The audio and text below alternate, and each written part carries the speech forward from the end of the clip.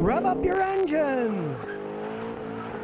Kai says, hey Scotty, what's your opinion on the all-new 2019 Toyota Corolla Hatchback? Is it reliable as the older models? Well, only time will tell. It's 2019, right? It's still 2018 here, but in June they start calling them 2019, so I personally never believe in buying a new model of anything because you never know if they're going to have bugs or not. Now, seeing the history of Toyota and Corollas, they never really made any giant mistakes, so I imagine they'd probably be pretty good vehicles. But personally, myself, I only buy things that have been tried and proven over the years, and I'm cheap as can be. So I'm never going to buy a new car. Why would I pay even $20,000 for a brand new car when I can get them when they're 7, 8 years old with 50, 60,000 miles for $4,000 or $5,000, and they still have 80% of their value? If I can buy a car for 10 to 20% of what its original price was and still have 80% of its lifespan in it, I'm all in, and that's all I've done my entire life, and that's all I'm going to continue to do. Nicholas Freelander says, what do you think about Koenigsegg Regera transmissionless drivetrain? Koenigsegg,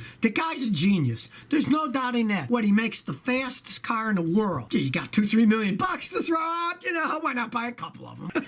He's got very interesting technology. He pushes the edge. And yeah, that's a fascinating design, I gotta say. It's very interesting. That said, stuff like that isn't going to be in normal cars for quite some time, if ever. He's dealing with cutting edge technology. And yeah, I find it fascinating. I love watching shows about it. I love to meet the guy. Hey, if somebody wants to fly me to Sweden, I'd gladly go. My wife like to go too. She could meet some of her old relatives or something there in Sweden. But he's an interesting guy. He has some very interesting designs, too. SoCal Uber Dude says, do hybrids really save you gas? Well, yes, they do, because they regenerate electricity. But you gotta understand under what conditions they do that. If you drive on the highway, a hybrid doesn't do anything except give you extra power. Because when you're driving 60 miles an hour, say in a Toyota Prius, it is running 100% on the gasoline Atkinson cycle engine. If you had another car, like a tiny little Corolla, you can get pretty close to the same gas mileage going on the highway, 55, 60 miles an hour. But when you get in stop and go traffic, some of those things can get 50, 60 miles a gallon, because when you stop, it regenerates the electricity with the braking system. That goes into the giant battery, and then the car can run on the electric motor. They do save you on gas if you do a lot of stop and go driving.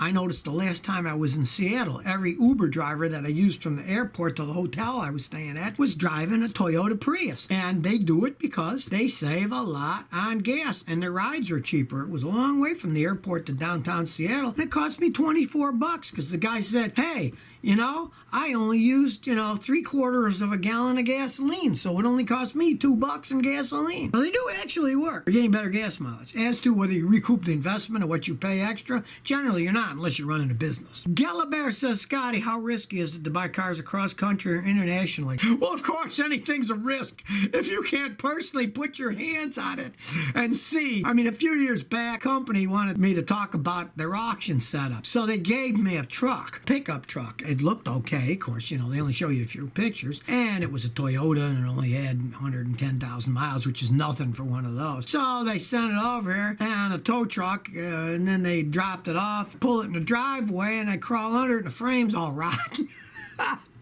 If I would have paid money for that, I would have been furious. I had to re-weld frame stuff. It was a pain in the butt. I gave it to my son. He's still driving it, so I did a good job fixing it. It's real risky buying things that you can't personally see. I mean, it's just a gigantic risk, especially if you're going international. Now, if you're using a company like eBay and stuff, though, a lot of times they got a pretty good guarantee that if it's not as they said it was, eBay holds the money in escrow, and they'll give you your money back. A lot of times, that's not a bad way if you're dealing with a company like that will give you your money back if it wasn't as advertised. But it's always a big gamble buying something like that. There's no question in that. Jesus Kiddo says, I have a 2010 Toyota Camry. It has a flashing AC light. The AC works a couple minutes, shuts off. The relay and the AC controls have been changed. What do you think's wrong? Okay, it's probably the AC compressor clutch is going out. If you're low on refrigerant, they'll do that. And if the clutch is going out, they'll do that. And they had problems with some of the clutches on those. As they wear out, the electromagnetic field breaks down, and then it shorts out, and then that light starts flashing. Now make sure that it's full of refrigerant, because if it's low on refrigerant, it can do the same thing. But if it's full of refrigerant,